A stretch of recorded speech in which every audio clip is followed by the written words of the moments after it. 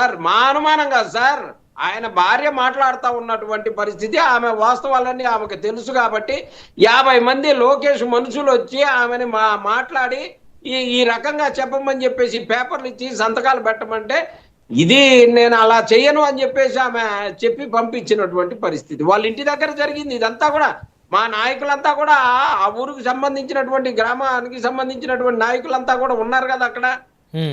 వారందరూ ఆడ ఉండంగానే 50 మంది వచ్చినటువంటి పరిస్థితి. వచ్చి వారు దౌర్జన్యంగా వచ్చి ఆమెతోటి మాట్లాడి సంతకాలు పెట్టమంటే, ఆమె నా భర్త పోయి నేను మరణం చెంది, నా భర్త మరణం చెంది నా బాధలో నేనుంటే ఈ సంతకాలకు వాళ్ళేంది, లోకేష్ గారు పంపించడం ఏంది, మీరేంది అని చెప్పేసి ఆమె దబాయించి గొడవ చేస్తే అప్పుడు వెళ్ళిపోయారు.